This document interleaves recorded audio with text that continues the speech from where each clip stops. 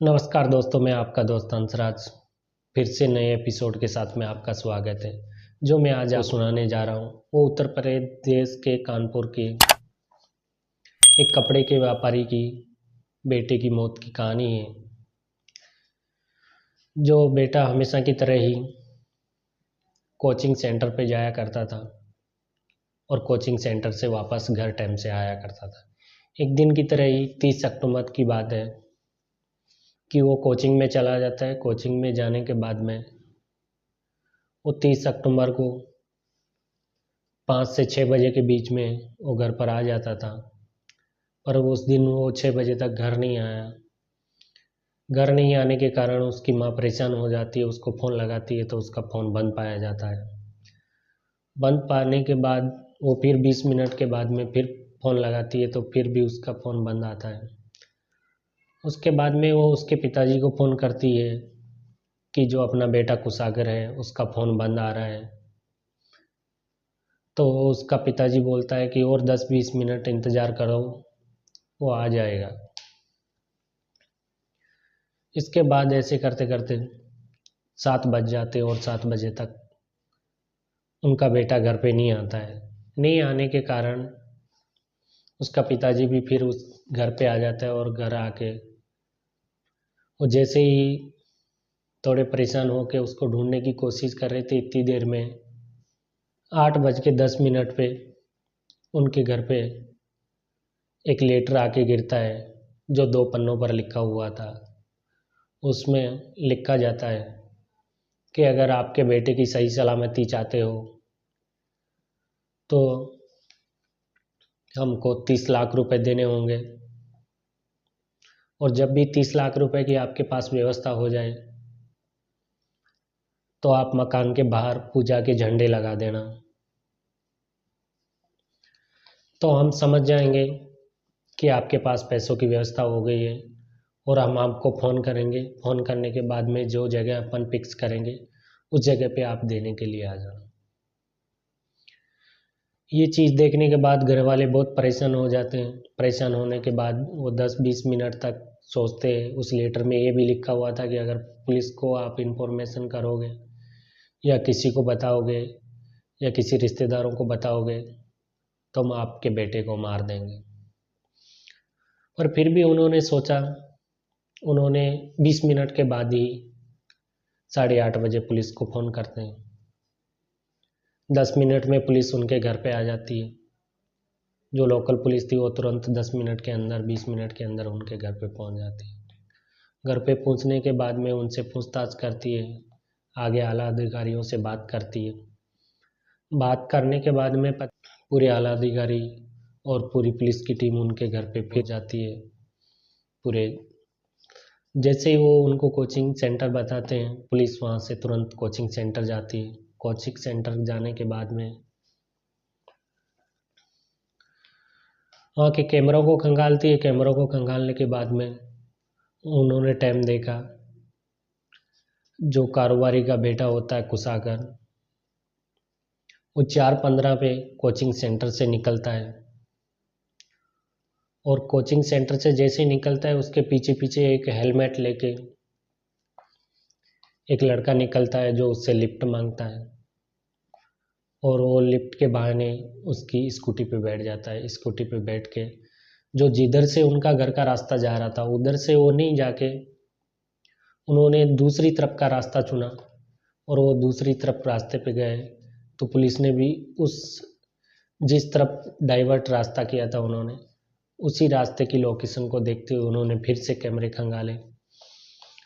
तो उनको 4:15 पे वो निकले और एक मकान के अंदर उन एंटर मारते हैं। 4:32 या 33 हुई होगी। वो उस मकान के अंदर दोनों के दोनों चले जाते हैं। जो हेलमेट लगाया हुआ था, जो लिफ्ट लिया था, वो लड़का और कारोबारी का बेटा। अंदर जाने के बाद में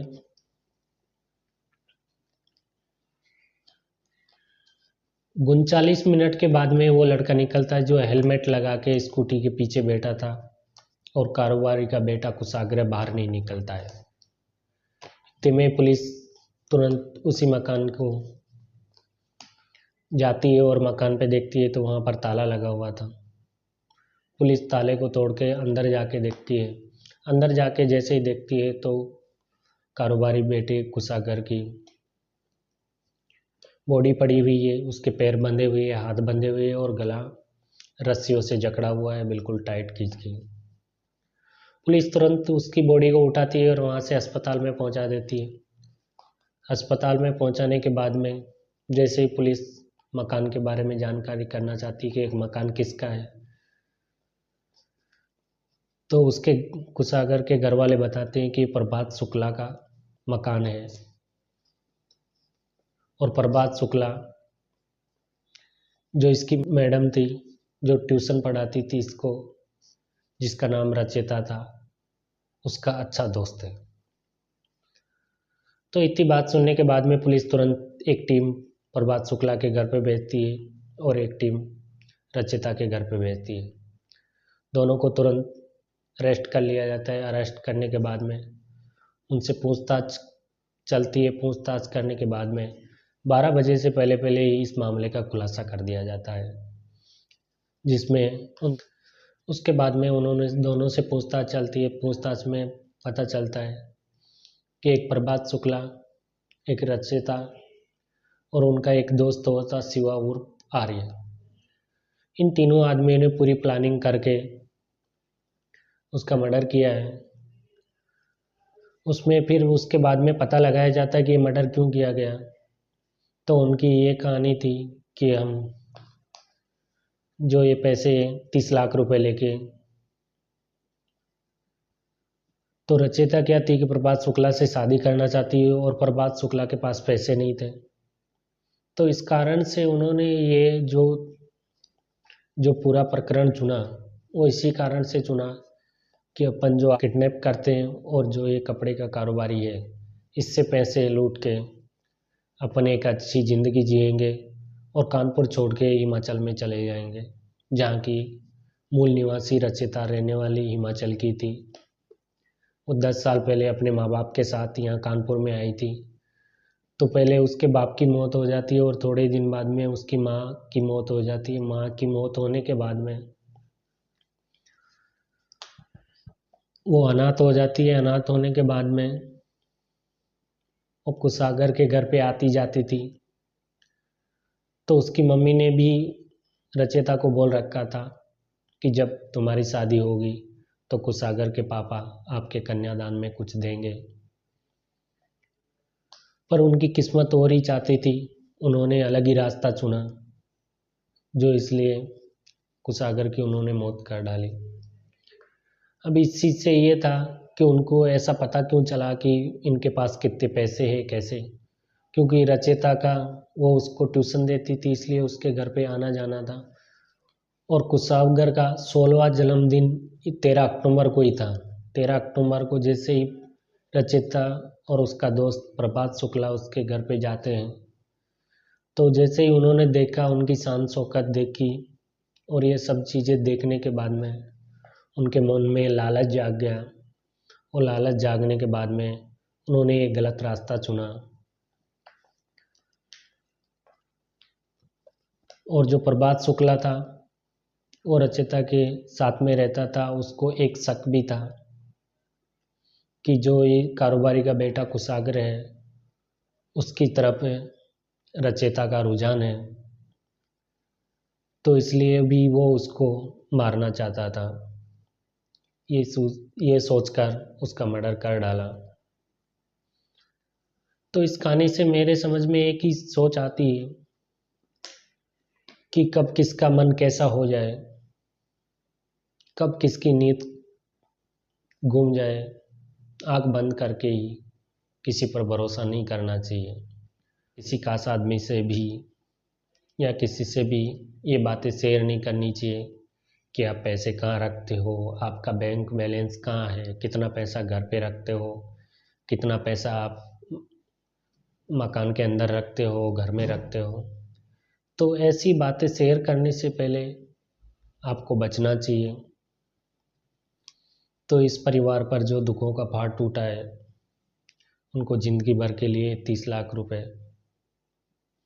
और जो एक माँ की गोद उजड़ गई है उसका बहुत बड़ा दुख रहेगा। इस घटना को सुनाने का उद्देश्य किसी को परेशान करना, किसी की आत्मा को आहत करना नहीं है। इस घटना से समाज में एक संदेश जाए कि किसी पे भी भरोसा करने से पहले अपन को बहुत आगे तक का सोचना चाहिए, उसके बाद भाई हर किसी आदमी पे भरोसा करना चाहिए।